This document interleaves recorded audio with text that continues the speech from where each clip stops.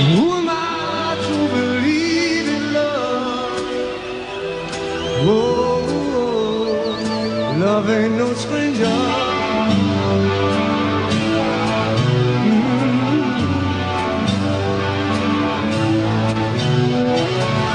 I looked around and what did I see? Broken hearted people staring at me.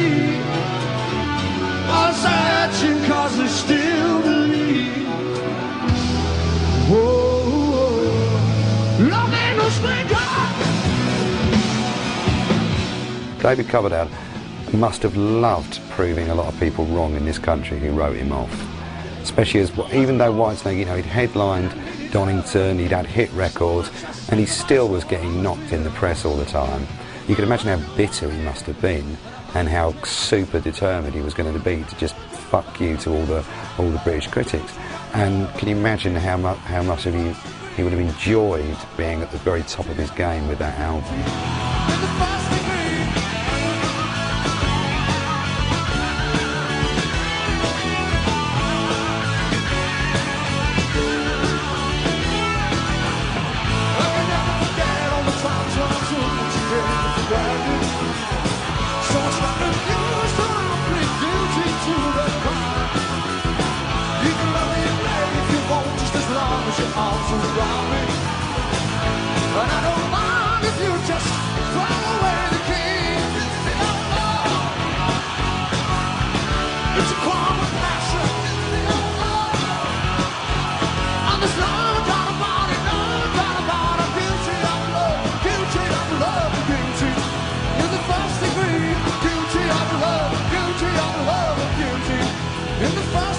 I think Slide It In definitely worked in terms of picking up a new audience.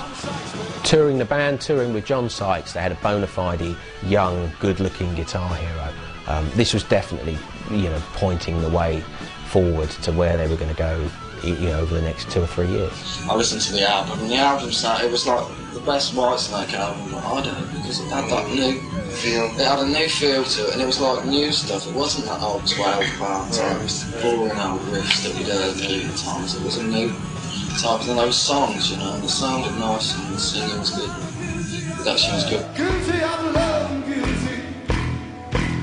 You know, if you're going to play blues rock, then you need it slightly rough-hewn. You know, a little rough around the edges. You don't need it to be, you know, polished like a gemstone.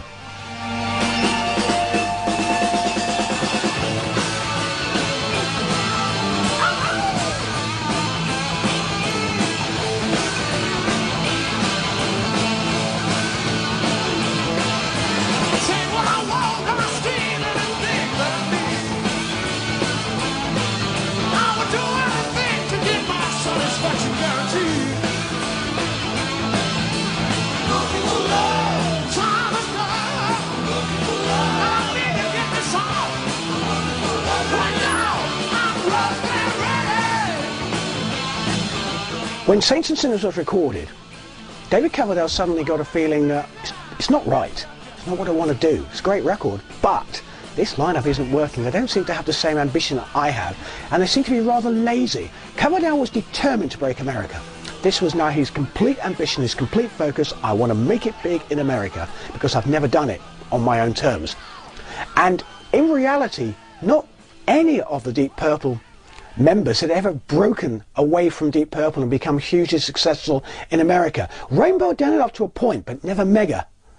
Coverdale was absolutely determined to make his mark in America. I think for one reason above everything else, this was going to be the point where he became the most successful member of Deep Purple. He could become a man in his own right apart from Purple and stand above Purple.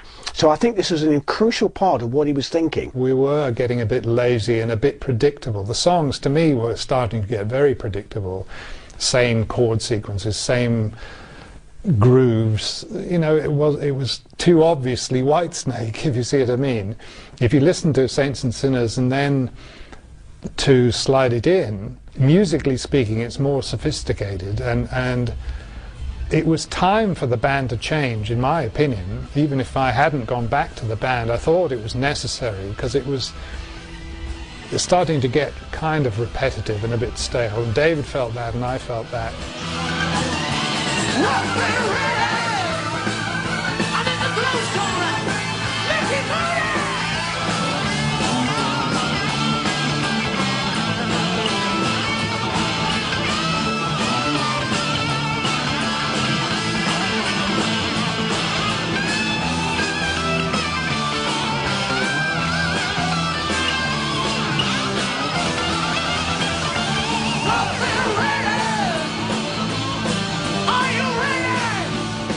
Mickey decided to leave about a year after he'd rejoined, so he left at the beginning of '82, rejoined in the summer of '82, left again the summer of '83, okay? And that is when John Sykes comes into the picture, just to replace Mickey, really, and partly as a guitar hero, much more in tune with what was happening in the rock scene at that time, you know, fantastic looking, you know, much more of a Eddie Van Halen type star guitar player than Mickey or Bernie had been, or Mel, you know, who were good players, but it didn't have that kind of incendiary excitement that was the thing in the mid-80s with guitar players, you know.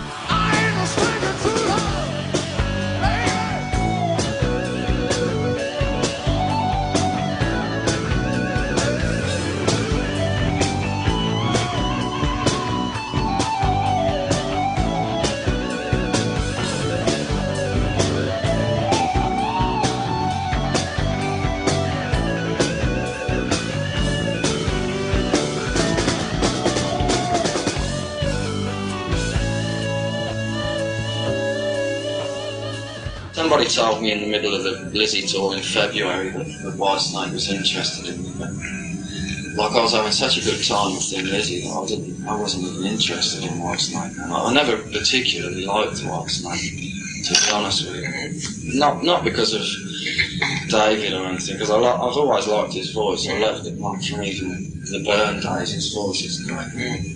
But it was just like the guitar side of things. In between this, well, I just thought Whitesnake was a little bit bland, and I just thought that the guitar players weren't really going to the new side of things. They tended to stay in the old vein and styles of playing, which is great, you know, but I like to look to the future.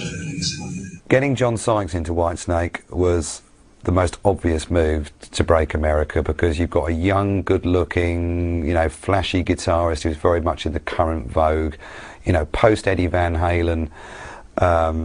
Everybody was trying all these kind of pyrotechnics and everything, and although Whitesnake were, you know, reached their first commercial peak in '81, you know, while Eddie Van Halen had already rewritten the rule book for rock guitar, it still took a long time for Whitesnake to sort of take that on board, enter into this MTV generation kind of image-led rock band. So with John Sykes next to David, you've got a pretty good, you know, bass there. I mean, you know, the girls are going to like it.